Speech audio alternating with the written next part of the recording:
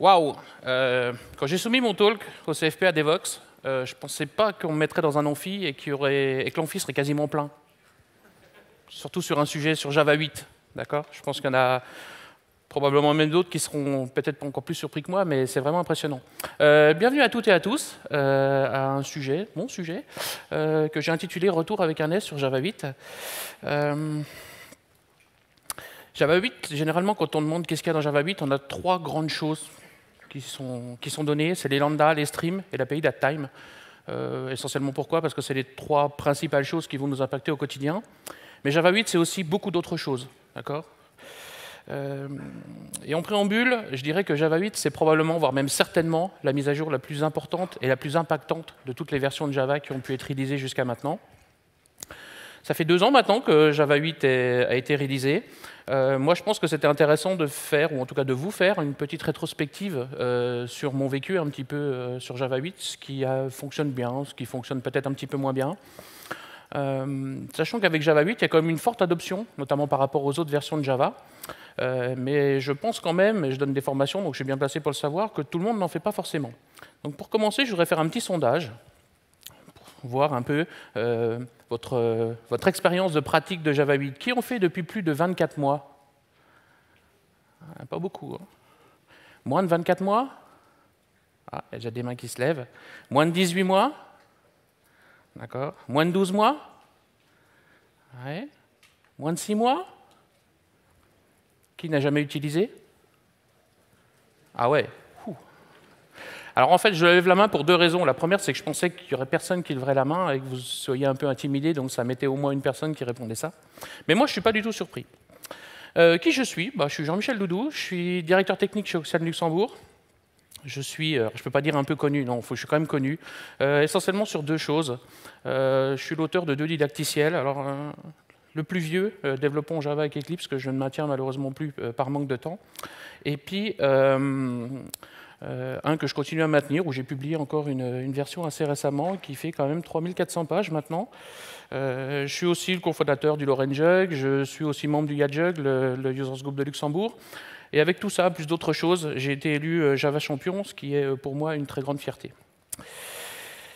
Ce dont je vais vous parler, on va faire un petit préambule sur les best practices, on va parler un petit peu optional, parallel arrays, l'API datetime, les lambda bien sûr, l'API stream, et puis enfin j'ai choisi une petite API pour voir un petit peu les impacts que Java 8 va avoir sur notre façon de coder. Au niveau des best practices, je veux faire un petit préambule. C'est quoi une best practice? En fait, c'est une méthode ou une technique qui a montré de meilleurs résultats obtenus par rapport à d'autres moyens. On est tous à la recherche de best practices, mais quelque part, je pense qu'il y a plusieurs caractéristiques sur ça. La première, c'est qu'elles sont empiriques et subjectives. Essentiellement pourquoi? Parce qu'elles sont issues de notre expérience et du partage que l'on fait de cette expérience-là. Ça sera mon cas aujourd'hui, mais ça peut être aussi dans nos propres équipes ou suite à des discussions. Quelque part aussi, et ça on l'oublie peut-être un peu facilement, elles sont contextuelles. Une best practice, elle s'applique dans un certain cas d'utilisation et peut-être pas forcément dans tous automatiquement. Et puis quelque chose aussi pour moi, elles sont mouvantes. Et je pense qu'il faut en avoir une réévaluation périodique. Alors cette périodicité-là, ce n'est pas forcément un mois, mais voilà, si vous avez toujours la même practice depuis des années, il faut peut-être se poser la question.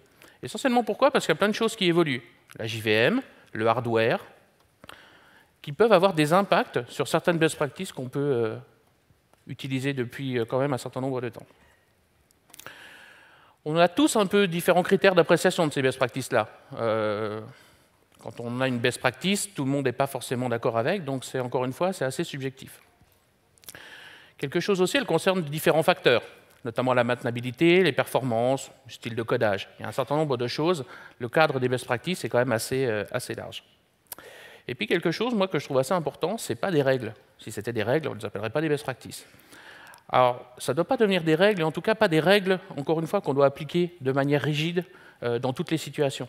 Si vous repensez un petit peu à l'aspect contextuel et à l'aspect réévaluation, c'est important de toujours se poser la question, OK, il y a une best practice, est-ce qu'elle est réelle? Est-ce qu'elle a un intérêt? Est-ce qu'elle est encore valide? Alors, je ne travaille pas pour une société qu'on connaît tous bien, mais j'ai quand même voulu mettre un disclaimer. Alors, ce n'est pas tout à fait le même, parce que ce n'est pas pour les mêmes raisons.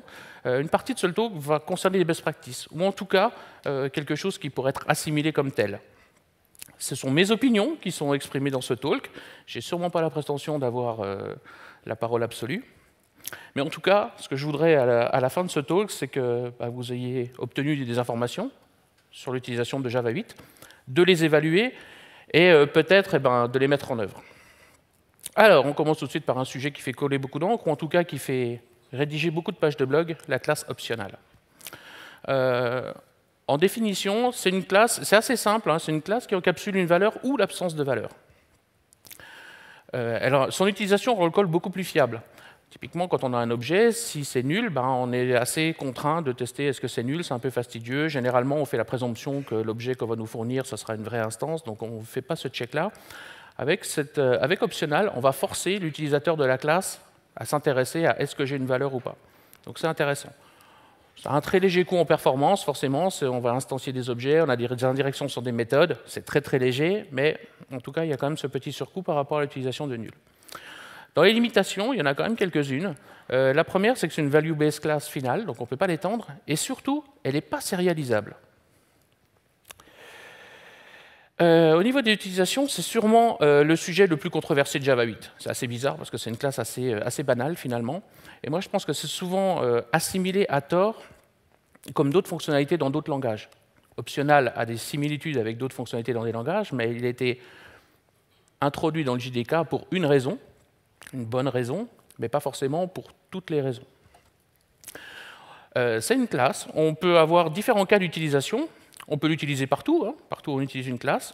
On peut limiter son utilisation dans les API publiques pour des valeurs de retour et pour les paramètres, ou dans des API publiques uniquement pour des valeurs de retour, ou dans des cas spécifiques.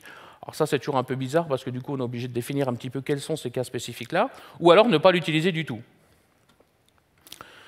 Si on regarde un petit peu l'utilisation comme valeur de retour, elle est quand même nécessaire dans certaines circonstances, notamment pour ne pas avoir à définir une des valeurs comme étant la valeur précisant l'absence de valeur.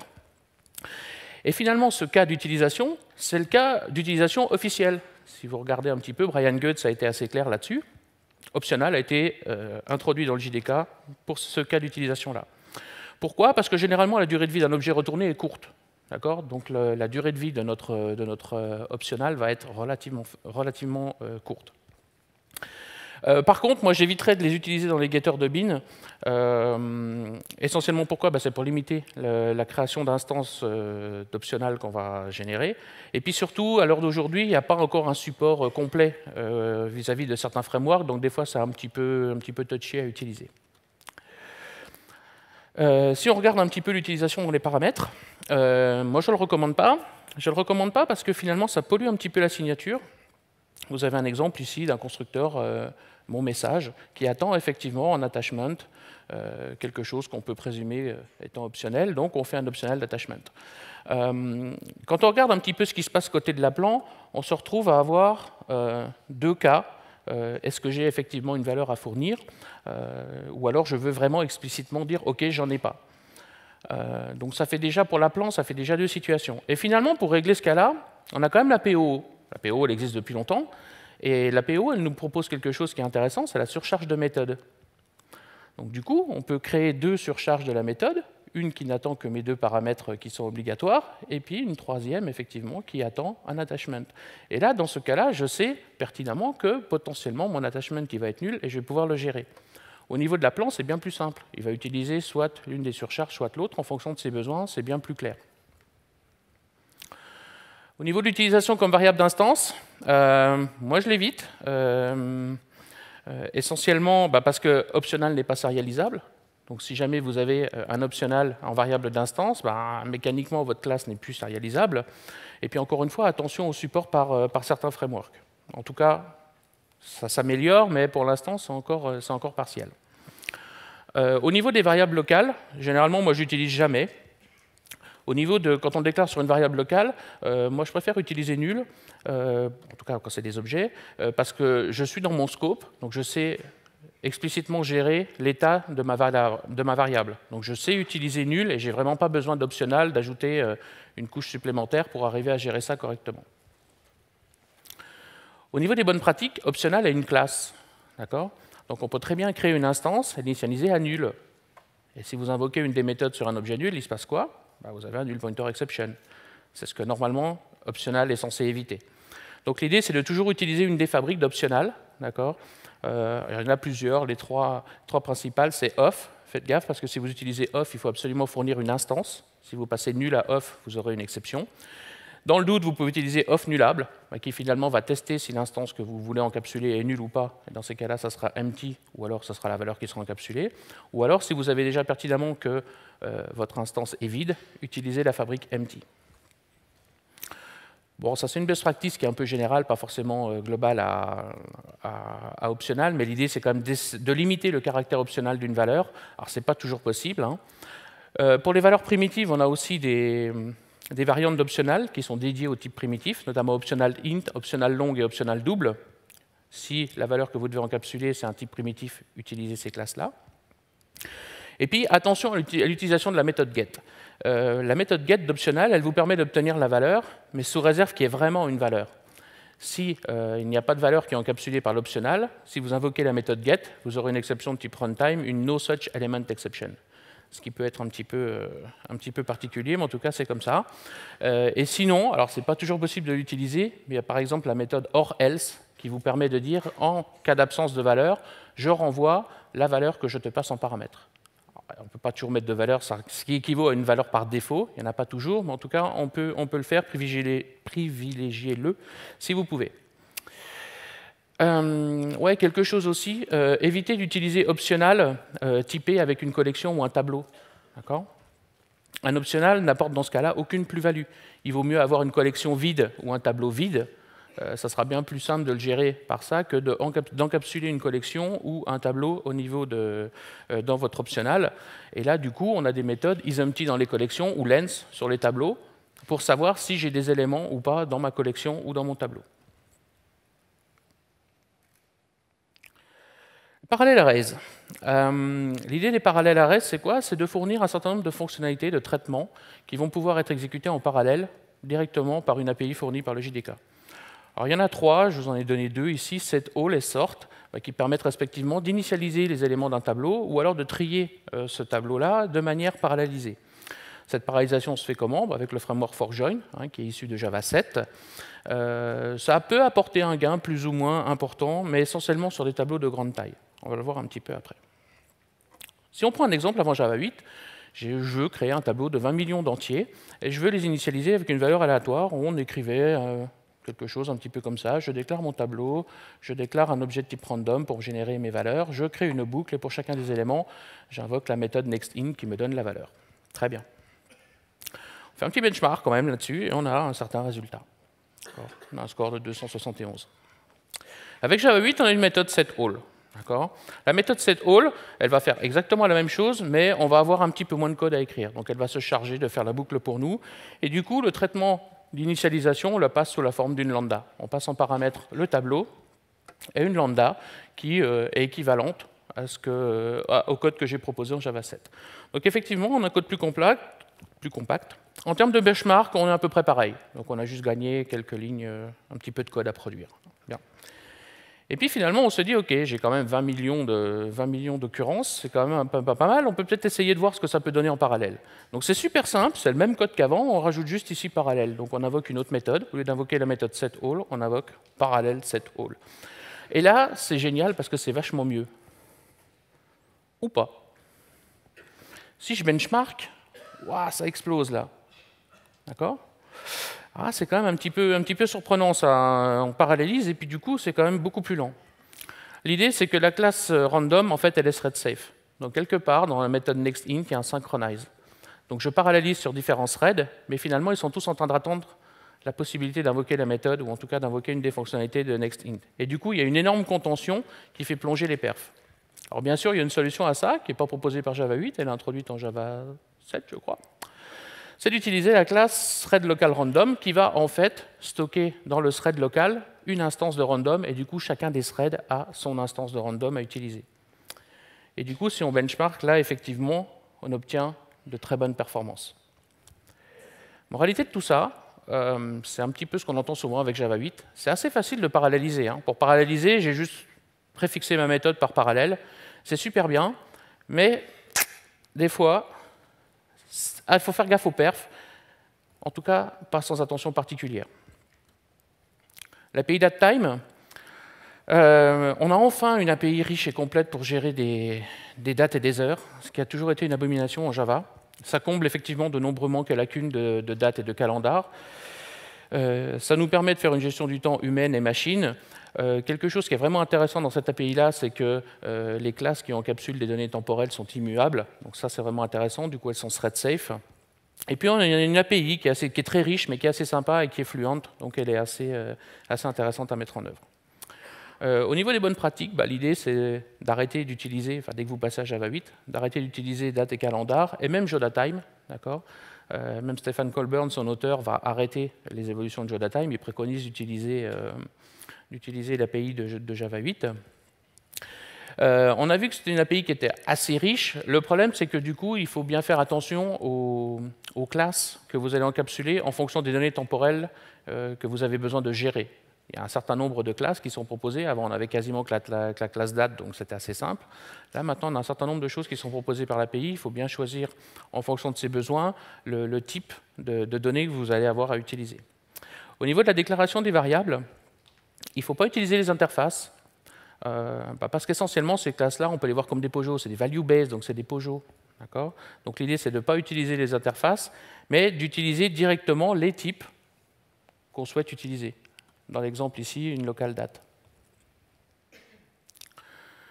Quelque chose qui est assez sympa dans l'API DateTime, c'est les temporal adjusters. C'est une implémentation en fait, du design pattern stratégie qui va vous permettre d'écrire du code pour transformer, pour ajuster une date. Donc ça peut être sympa. Il y en a un certain nombre qui sont fournis par le JDK, mais on peut écrire aussi ses propres implémentations pour, à partir d'une donnée temporelle, la transformer et en obtenir une autre. Alors, dans celles qui sont fournies, il y a des choses relativement simples, obtenir le premier jour du mois, le premier jour du mois suivant, des choses comme ça. Mais on peut aussi écrire ses propres règles, et ça peut être intéressant parce que du coup, elles sont réutilisables. Et quelque chose, moi, que j'apprécie particulièrement, c'est la classe AbstractClock. La classe AbstractClock, son but, c'est de nous fournir l'heure courante. Alors, je vais mettre des guillemets avec courante. Elle propose un certain nombre de fabriques qui vont renvoyer un certain nombre d'instances. Et l'idée, ça va être de dire, OK, je vais avoir une instance de type clock et je vais me l'injecter. Alors avec le mécanisme d'injection que vous souhaitez, du CDI, du Spring, mais l'idée, c'est de s'injecter en fait une instance de type clock. Par défaut, cette instance, elle peut invoquer la fabrique qui renvoie à la dateur système courante de la machine. Et en fait, quand je vais vouloir obtenir une donnée temporelle courante, on invoque une méthode now, et cette méthode now, elle a une surcharge. Et sur les surcharges, on peut passer une instance de clock. Et si je passe l'instance que j'encapsule, je vais être capable, par exemple, dans mes tests unitaires, de m'injecter une instance de clock qui, par exemple, aura toujours un instant fixe. Quand vous faites des tests unitaires, si vous faites dans votre code, si vous récupérez la dateur courante, à chaque fois que vous exécutez le test, ça change. Le temps, il s'écoule, il passe. Et là, on peut fixer le temps au niveau de nos tests unitaires par ce mécanisme-là, et ça, moi, je trouve ça super sympa. Les lambda, globalement, qu'est-ce qu'une lambda? C'est une fonction anonyme qui fournit une implémentation pour une interface fonctionnelle. Alors on dit SAM, Single Abstract Method. C'est une interface pour laquelle il n'y aura qu'une seule méthode abstraite, pour permettre au compilateur d'arriver à déterminer quelle est la méthode à laquelle la lambda s'applique et pouvoir faire un certain nombre de choses. Il y en a un certain nombre qui sont fournis par le JDK dans le package Java Util Function. C'est des interfaces fonctionnelles de base qui permettent des fonctions, des predicates, des consumers. La fonction, j'attends un objet, j'en renvoie un. Le predicate, j'attends un objet, je renvoie un booléen. Le consumer, c'est j'attends un objet et j'en renvoie pas, donc c'est vraiment un consommateur. Et puis on a aussi un supplier qui va nous permettre d'obtenir un objet. La syntaxe d'une lambda, il y a différentes formes, mais globalement, c'est des paramètres entre parenthèses, sauf si vous n'avez qu'un seul paramètre, un nouvel opérateur, la petite flèche ici, et puis soit une expression, soit un corps de méthode entouré par des accolades. Quelque chose qui a bien évolué aussi avec Java, c'est l'inférence de type. Le compilateur va être capable, en fonction de la déclaration de la méthode de votre interface fonctionnelle, par exemple, de déterminer par lui-même le type de vos paramètres. Donc du coup, le type des paramètres est généralement facultatif. Vous n'êtes pas obligé de le mettre. On a aussi une notion un petit peu complémentaire. Si votre expression se résume simplement à invoquer une méthode ou un constructeur, on a des références de méthodes qui utilisent un opérateur. Alors je vous cacherai le nom parce qu'il est imbitable, mais en tout cas c'est 2 points, 2 points. Et puis une lambda aussi, quelque chose qui est intéressant, c'est qu'elle a accès aux variables effectivement finales. Si vous vous rappelez un petit peu les classes anonymes internes, pour avoir accès à des variables englobantes, il fallait obligatoirement les déclarer finales. C'était un petit peu pénible. Maintenant, en Java 8, avec les lambdas, on peut faire la même chose, mais on n'est plus obligé de déclarer final. Alors, effectivement final, c'est quoi? C'est si vous rajoutez le mot-clé final, il n'y a pas d'impact, ça continue à se compiler. Donc vous n'êtes plus obligé de le mettre et la lambda aura accès à la variable. Ça peut être sympa aussi quand on les utilise. Au niveau des bonnes pratiques, l'idée c'est plutôt d'utiliser les lambdas à la place des classes anonymes internes. Alors quand vous pouvez, on ne peut pas remplacer toutes les classes anonymes internes. Encore une fois, vous pouvez le faire que sur des interfaces fonctionnelles, donc sur des interfaces pour lesquelles il n'y a qu'une méthode abstraite. L'idée, c'est de privilégier 2 choses. L'inférence de type, donc de ne pas mettre les types de vos paramètres. C'est le compilateur, généralement, qui fait ça très très très bien. Et puis de privilégier l'utilisation des interfaces fonctionnelles qui sont fournies par le JDK. Ne refournissez pas vos propres implémentations d'interfaces fonctionnelles s'il y en a déjà une qui correspond tout à fait à vos besoins, que ce soit une fonction, un predicate, un consumer ou un supplier. Et si vous avez besoin de décrire votre propre interface fonctionnelle, même si ce n'est pas obligatoire, c'est toujours bien d'annoter cette interface fonctionnelle avec une annotation particulière qui est add_functional_interface, qui va avoir 2 intérêts. La première, c'est que ça va indiquer au compilateur qu'effectivement on est sur une interface fonctionnelle. Donc lui, il va vraiment s'assurer que la définition de votre interface fonctionnelle, elle respecte bien tous les contrats. Et puis vous aurez aussi des petits ajouts au niveau de la Javadoc. Pour ceux qui vont utiliser votre interface fonctionnelle, ça sera déjà clairement identifié comme étant une interface fonctionnelle. Et puis, si votre expression, effectivement, c'est l'invocation d'une méthode, vous pouvez utiliser les références de méthodes. Je sais que, par exemple, IntelliJ le fait un petit peu automatiquement, en tout cas par défaut.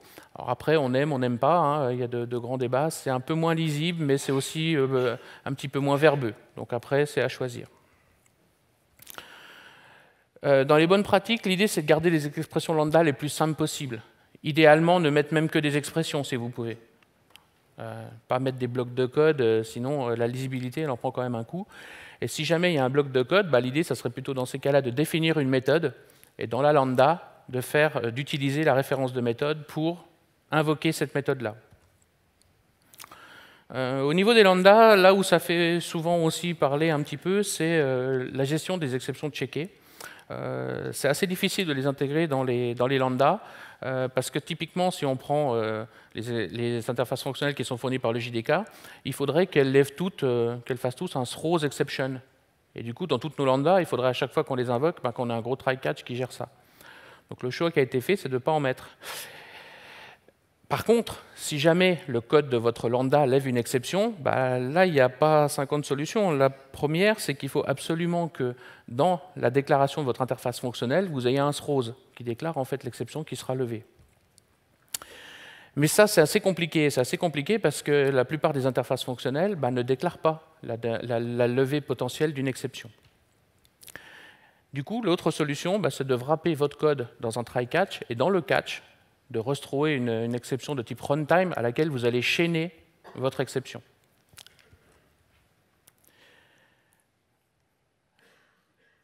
L'API Stream. L'API Stream, elle permet en fait l'exécution de traitements sur une séquence d'éléments qui sont obtenus à partir d'une source, qui peuvent être finis ou infinis. Et elles vont réaliser l'exécution d'un pipeline d'opérations. Cette exécution va pouvoir se faire de manière séquentielle ou parallèle. C'est une interface fluente. Alors, au niveau des opérations, on a 2 grands types. On a des opérations intermédiaires qui sont lazy, et ça c'est assez intéressant, et qui renvoient forcément un stream. On va pouvoir les chaîner, mais en tout cas, ça renvoie toujours un stream. Et puis on a des opérations terminales. Alors dans un stream, il peut y en avoir qu'une. Il peut y en avoir qu'une parce qu'elle ferme le stream, d'accord ? Et c'est vraiment elle qui va déclencher les traitements. Je pense que le plus compliqué au niveau des streams, c'est qu'il faut penser fonctionnel et pas impératif. Et ça, c'est compliqué, même pour moi. On a un passif d'impératif où on déclare des boucles, on raisonne avec l'utilisation d'objets mutables. Et quand on utilise les streams, il faut changer un petit peu ces paradigmes-là, et ce n'est pas toujours évident au début de ne pas penser boucle et état mutable, mais d'avoir une approche plutôt fonctionnelle dans la façon dont on utilise les streams. Au niveau des bonnes pratiques, faire attention à l'ordre des opérations intermédiaires. Si je fais un filtre et un tri, ou que je fais un tri et un filtre, j'aurai le même résultat, mais j'aurai peut-être pas les mêmes performances. D'accord? Donc il faut faire un petit peu attention à ça. Quelque part aussi, peut-être ne pas abuser des streams. En tout cas, sur une période intermédiaire de migration, si vous avez déjà une application et que vous devez migrer progressivement sur Java 8, ben parfois, alors ce n'est pas toujours le cas, hein, mais parfois une boucle est presque plus lisible. Alors après, il y a quand même des fonctionnalités qui sont offertes par les streams que vous n'arriverez pas à faire dans des boucles. Hein. Donc, je ne vous dis pas de jamais faire de stream, mais voilà, des fois, il y a quand même des cas où les streams sont un petit peu moins lisibles, en tout cas au début, que les boucles. Quelque part aussi, c'est super bien adapté pour les collections, mais beaucoup moins bien pour les maps. D'accord ? Quand je vous disais de ne pas trop raisonner impératif, ça veut dire aussi quelque part limiter un petit peu l'utilisation des for each. Alors souvent dans les exemples qu'on voit, il y a souvent un for each à la fin qui est l'opération terminale. Bah, c'est essentiellement pour qu'on soit capable de voir le résultat. Mais c'est vrai que si on commence à raisonner un petit peu for each, bon, on raisonne peut-être un petit peu plus impératif. Au niveau du débugage d'un stream, c'est toujours un petit peu particulier parce que la majorité des traitements est faite par l'API elle-même.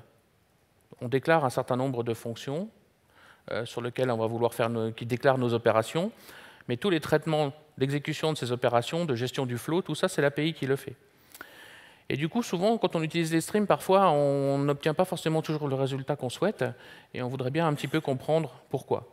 Là, il y a plusieurs façons. La première, c'est d'utiliser une opération intermédiaire, la méthode pick, qui en fait prend un des éléments du stream et le renvoie dans le stream. Et entre-temps, on peut lui faire quelque chose.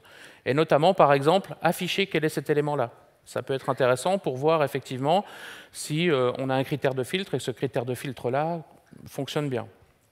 Ou alors, on peut aussi utiliser un petit peu ce genre de choses et mettre un point d'arrêt, même si ce n'est pas toujours bien supporté par les IDE. Si vous voulez vraiment mettre un point d'arrêt et avoir un vrai support sur tous les IDE et que ça marche bien, bah, l'idée, c'est le code de votre expression, de le mettre dans une méthode de nouveau, de faire référence à cette méthode-là avec une référence de méthode et de mettre un point d'arrêt dans le code de votre méthode. Ça peut être aussi une solution qui marche sur tous les IDE pour arriver à débugger vos streams. Si vous avez des données primitives, eh bien, il y a des classes dédiées pour ça, enfin des streams dédiés pour ça, notamment double stream, end stream et long stream, qui améliorent grandement les performances d'exécution de vos traitements. Ici, j'ai un premier exemple alors, qui manipule des streams. Je génère un certain nombre de... Je génère les 20 premiers millions d'éléments, je filtre pour ne garder que ceux qui sont pairs, j'ajoute un, je trie pour mettre un peu de traitement sur mes entiers, et puis j'en fais la somme. Et là, ici, je suis sur un stream de long. Si j'écris la même chose, mais ce coup-ci avec un long stream, donc les opérations sont identiques, sauf la dernière, parce que l'opération de réduction sur un long string, pour faire la somme, elle est offerte directement par l'API. On a la méthode somme qui fait ça très bien. Si on regarde un petit peu les perfs, ce que ça donne, eh ben en fait, on voit qu'il y a quand même un gros écart entre la version qui va utiliser le long stream et celle qui va utiliser le long object. Pourquoi? Ben, essentiellement parce qu'il va y avoir du boxing et de l'unboxing qui va être fait. Alors c'est un mécanisme qui est super pour nous développeurs, mais qui a quand même un coût. Et là, ici, on le voit bien le coût. Quelque chose aussi, je vous ai dit, on peut avoir des streams finis ou infinis. Alors là, je vous ai mis un exemple, mais il faut faire attention avec les streams infinis. Alors c'est un exemple très simple, où là, je génère un nombre en l'incrémentant à chaque fois de 1, et puis je l'affiche. Bon, bah là, forcément, hein, c'est un while true avec un système out.println de mon incrémentation. Donc ça, on se doute bien que ce n'est pas terrible. Donc l'idée, c'est quand on a un stream infini, bah, toujours de mettre une limite, ou en tout cas une condition qui va arrêter la génération des streams. Jusque-là, c'était assez simple. Mais parfois, ce n'est pas toujours aussi évident. Des fois, on peut avoir des traitements sur lesquels, effectivement, on met bien notre limite, donc on peut être assez content. Là, par exemple, je définis un stream qui me génère un nombre aléatoire. J'ai un filtre qui ne garde que ceux qui sont supérieurs à 10 ou inférieurs à 20, parce que j'ai besoin de nombres aléatoires compris entre 10 et 20 exclus. Et puis, je veux les 10 premiers. Et puis, je mets tout ça dans une liste. Et bien ça s'arrête jamais. C'est super bizarre, parce que j'ai quand même mis une limite. Alors, c'est pas bizarre. Le truc, c'est que par défaut, matrandom, il me renvoie une valeur strictement inférieure à 1. donc je n'aurai jamais aucune valeur. Et là, j'ai un CPU à 100% qui va passer son temps à générer des nombres aléatoires. Donc il ne faut surtout pas faire ça. Mais il y a mieux. Il y a la même chose, mais en parallèle. Ouais, vous rigolerez moins quand ça vous arrivera et que vous repenserez à moi. Et là, la machine, elle est par terre. Hein. D'accord? Donc il faut un petit peu faire attention à ce genre de choses.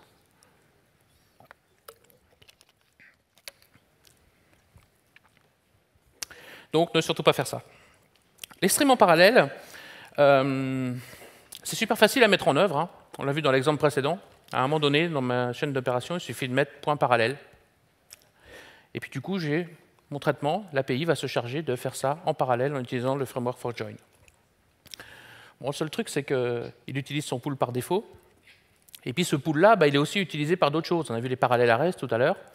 Les parallèles arrays, il utilise aussi le pool du framework for join. Donc l'idée, c'est quand même d'avoir dans les streams des opérations qui ne soient pas bloquantes et surtout pas trop longues.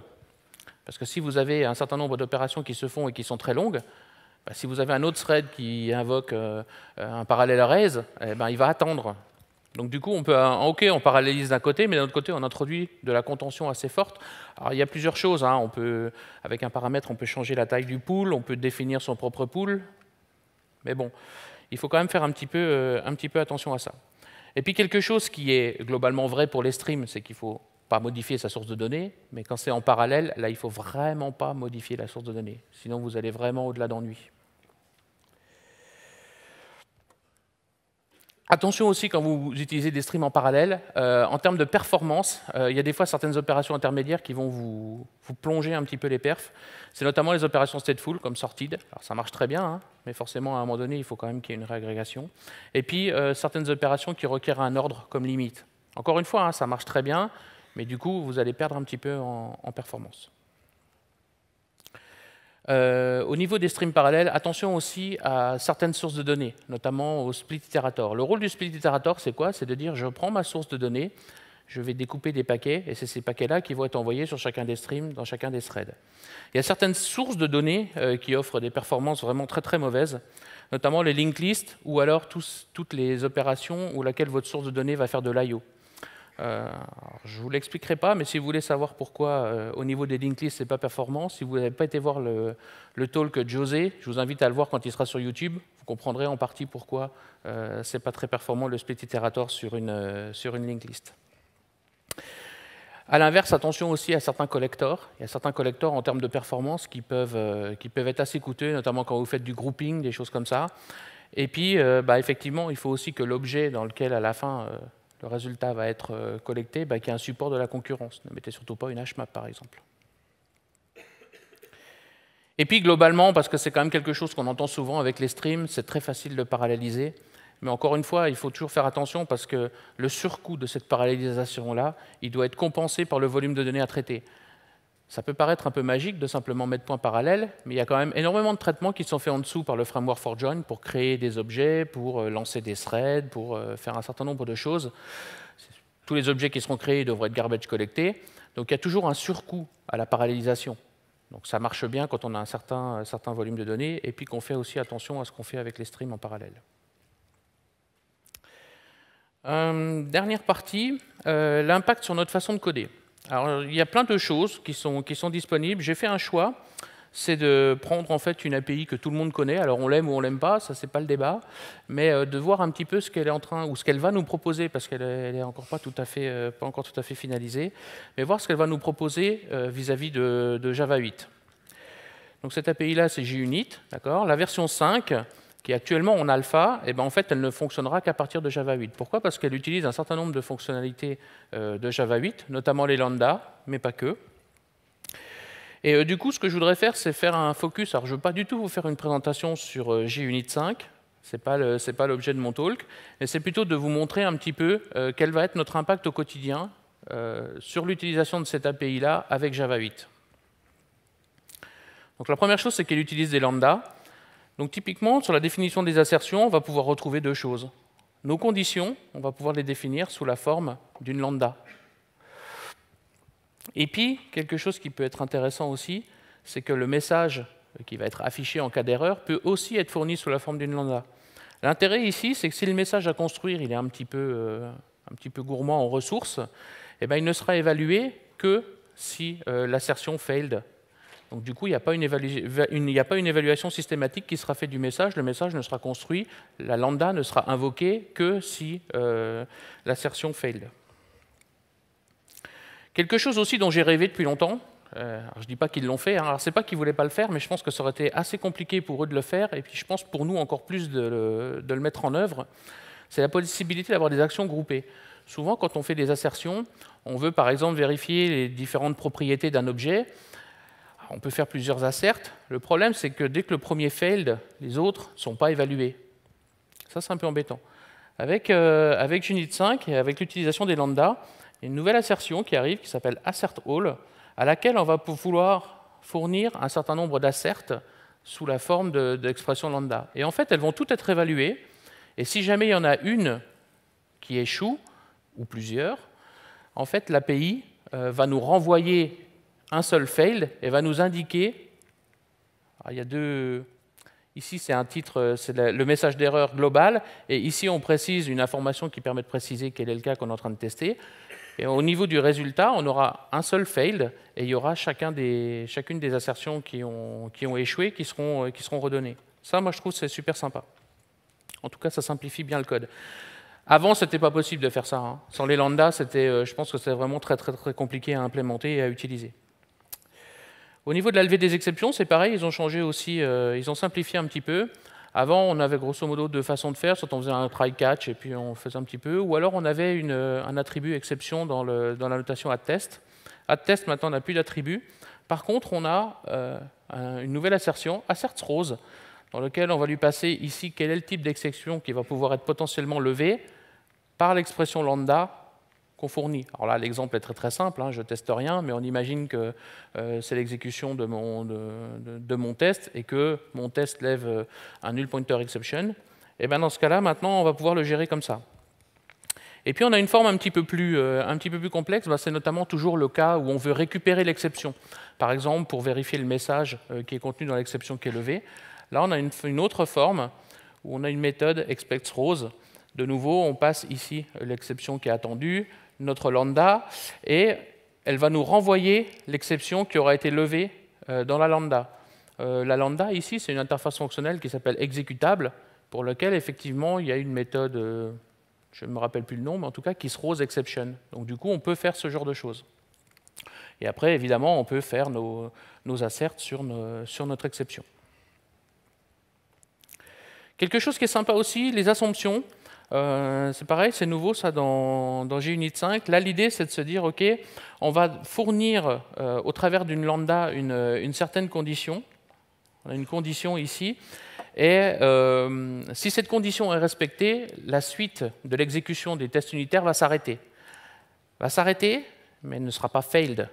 Donc ça permet un petit peu, quelque part, de conditionner l'exécution de nos tests unitaires. Alors typiquement ici, il y a un exemple un peu basique, mais on peut imaginer qu'on ne veuille exécuter nos tests unitaires que sur un environnement un poste de développeur, que sur ces postes-là, on ait défini une variable d'environnement système qui s'appelle env, et qu'elle soit initialisée avec dev. Et bien dans ce cas-là, ici, la suite des traitements de notre test unitaire va s'arrêter. Ils ne seront pas failed, hein, il sera vert. Et on aura un message, le message qu'on fournit au travers de la lambda, ici, qui indique qu'effectivement les tests sont arrêtés parce qu'a priori, on n'est pas sur un poste de dev. Ou en tout cas, on n'est pas sur une machine sur laquelle la méthode env n'est pas initialisée à dev. Quelque chose aussi qui est arrivé avec Java 5, c'est la possibilité de définir des méthodes par défaut dans les interfaces. Et bien avec JUnit 5, on pourra définir des tests dans nos interfaces. Il suffira simplement de mettre addTest sur une méthode default. Alors, il y a quand même une petite restriction, c'est qu'il faudra quand même au moins créer une classe qui implémente cette interface pour que les tests soient exécutés. Quelque chose aussi qui est arrivé avec Java 8, c'est la possibilité d'avoir les annotations répétées, donc d'avoir plusieurs fois la même annotation sur un même élément. Avant Java 8, on ne pouvait pas faire ça, on était obligé de déclarer une annotation supplémentaire qui regroupait et d'utiliser. Alors ça existe toujours, mais là c'est le compilo qui le fait pour nous, donc ça nous soulage un petit peu syntaxiquement. Il y en a au moins deux. mais en tout cas, il y en a une ici, c'est un exemple sur lequel on peut mettre des tags sur nos tests unitaires, et quand on va lancer leur exécution, on peut demander que l'exécution de celles qui sont taguées avec un certain tag. Petite conclusion, Java 8, c'est aussi beaucoup d'autres fonctionnalités. Hein. J'ai été obligé d'en choisir, hein, il n'y a que 40 minutes. Notamment, il y a beaucoup d'améliorations dans l'API collection pour apporter un support des lambdas. La suppression de la permgen dans Hotspot, qui est remplacée par le Metaspace. Nashorn, qui est un moteur d'exécution JavaScript qui repose sur Invoke dynamique, donc qui est beaucoup plus performant que Rhino. Beaucoup d'évolutions aussi sur JavaFX, qui devient maintenant... Alors, je sais que c'est plus la mode du client lourd, mais quand on fait du client lourd, JavaFX, c'est vraiment sympa. Un certain nombre de choses aussi pour gérer... pour enrichir les fonctionnalités sur la gestion de la concurrence, notamment un nouveau type de lock, les stamped lock, des adders et des accumulators, qui sont des versions qui vous permettent de faire des... C'est des variables atomiques, mais où il y a encore un petit peu moins de contention avec le CAS, parce que ça gère l'incrémentation sur plusieurs variables. Alors c'est intéressant quand vous avez beaucoup d'incrémentation et peu de lecture. Et puis la classe concurrente HMAP, qui a été intégralement écrite pour offrir de meilleures performances. On a vu un petit peu sur les annotations, il y a aussi des choses, des annotations répétées, le Java Type annotation qui permet maintenant de mettre des annotations partout où un type est utilisé, et notamment dans les génériques par exemple. Quelques fonctionnalités pour concaténer des chaînes. Là, si vous voulez en savoir plus, cet après-midi, il y a un talk avec Rémi Forax, allez le voir. Quelque chose aussi, qui est peut-être pas forcément utile pour les développeurs, mais je pense pour certains outils, ça peut être intéressant. On a la possibilité maintenant, par la réflexion, d'obtenir le nom des paramètres. Il y a une petite option à passer au compilateur, mais par réflexion, maintenant, on peut obtenir le nom de nos variables. Et puis enfin, quelque chose on a une implémentation en standard dans le JDK pour faire du base64. On n'est plus obligé d'importer des bibliothèques tierces ou passer par des API qui n'étaient pas standards et dont on n'était pas censé utiliser. Plus plein d'autres choses. En conclusion, Java 8 change profondément la manière de coder certaines fonctionnalités. Attention à la facilité de paralléliser. Je vous ai montré 2 exemples. C'est vraiment pas facile. Souvent, il faut vérifier. Surtout quand ça concerne les performances, il faut vraiment tester, il faut mesurer, il ne faut pas présumer que... Et là, pour ça, il y a un outil sympa, c'est JMH, qui est déjà accessible et qui, en Java 9, sera fourni avec le JDK.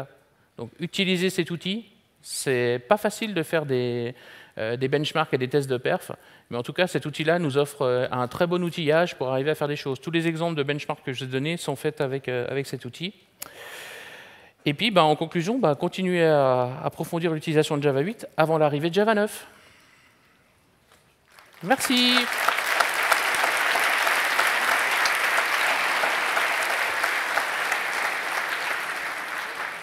Il me reste 2 minutes.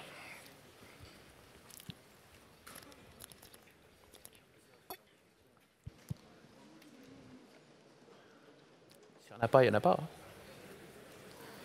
Bon Devox à tous, hein. Bonne suite de Devox en tout cas. Si vous avez des questions, je suis dans les couloirs.